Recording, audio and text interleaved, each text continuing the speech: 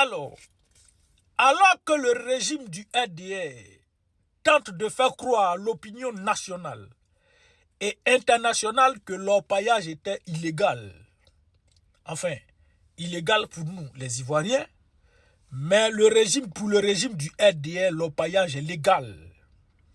Et qu'en la réalité, ils auraient usé de tous les moyens nécessaires afin de lutter contre l'orpaillage clandestin, le journal Le Monde vient de nous faire une très grosse révélation sur l'orpaillage clandestin en Côte d'Ivoire. À qui profite l'orpaillage clandestin? À quoi a servi et à quoi sert l'orpaillage clandestin? On va écouter cette révélation attentivement. Ils creusent parfois 12 heures par jour, avec l'espoir de trouver le filon qui les rendra riches. Nous voici sur un site d'orpaillage à quelques dizaines de kilomètres de Bouaflé, au centre de la Côte d'Ivoire. Sur 1 kilomètre, ils sont entre 200 et 300, impossible à déterminer. Beaucoup viennent du Burkina Faso, de la Guinée et du Mali voisin, et quelques-uns d'ici, de Côte d'Ivoire.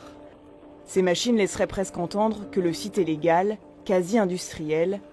Il est totalement clandestin et s'est monté en quelques semaines. L'orpaillage clandestin emploierait en Côte d'Ivoire environ 500 000 personnes, motivées ces dernières années par la flambée du cours de l'or. Pour certains experts, les vies d'1 500 000 Ivoiriens dépendraient de ce métal précieux. Une activité qui a servi à financer la rébellion dans les années 2001 à 2011 et aujourd'hui des groupes armés, y compris djihadistes. Le journal Le Monde nous révèle ici que l'orpaillage illégal, sinon légal pour le RDR, a servi à financer la rébellion en Côte d'Ivoire. Mais qui était le patron de la rébellion? Depuis qu'il a mis le pied dans la politique ivoirienne, il y a eu des coups d'État, il y a eu des rébellions.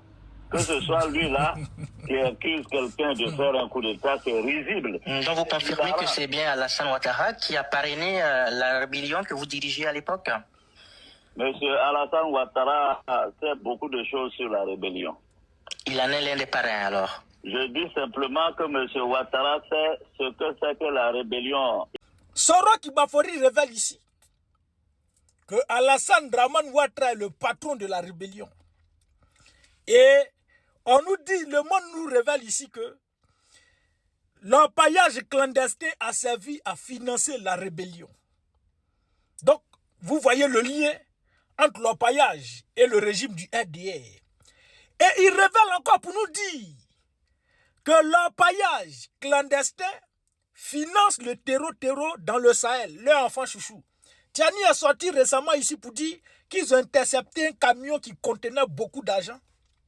Et ce camion dit qu'il partait donner l'argent à un pays étranger. Ils ont appelé ce pays étranger là, ce pays étranger dit non, nous on n'a pas demandé l'argent de quelqu'un. Et donc ils ont reboussé le chemin, ils sont entrés où? En Côte d'Ivoire. Donc vous voyez un peu le lien entre l'orpaillage illégal et le régime du RDA. Ça a financé la rébellion parce que pendant la rébellion, la Côte d'Ivoire était coupée en deux. Les zones CNO étaient dirigées par les rebelles d'Alassane Draman Ouattara et ils ont exploité, sinon ils ont vidé la Côte d'Ivoire de son sous-sol, de ses richesses pour financer cette rébellion meurtrière-là. Et encore ils continuent. Donc ne vous laissez pas distraire. J'ai vu des Ivoiriens à Douekoué, sinon à l'ouest, qui se sont dressés contre les orpailleurs clandestins.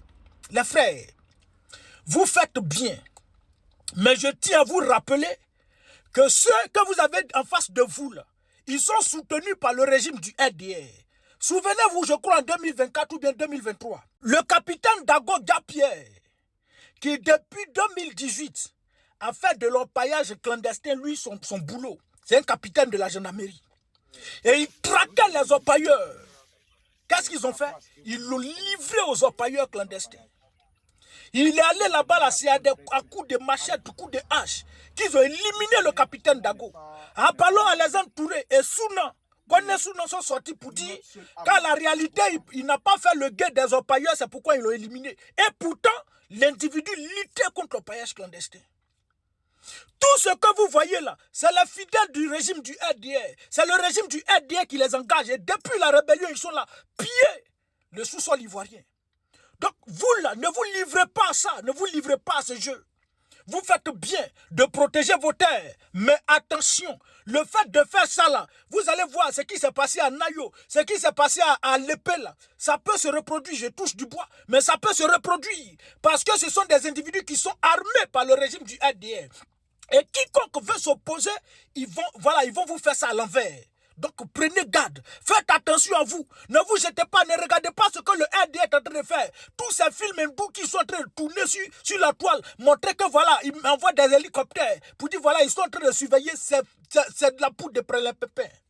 C'est eux les patrons, ils sont tous des orpailleurs. Ils ont tous des sites qu'ils gèrent. On a vu Gagao, Afou Keïta qui a dit que son mari, là, lui, il a un site. Afou Keïta se promène avec or sur elle. Et il distribue des lingots d'or partout. Ne vous laissez pas distraire. C'est le régime du RD qui est le vrai patron des orpailleurs.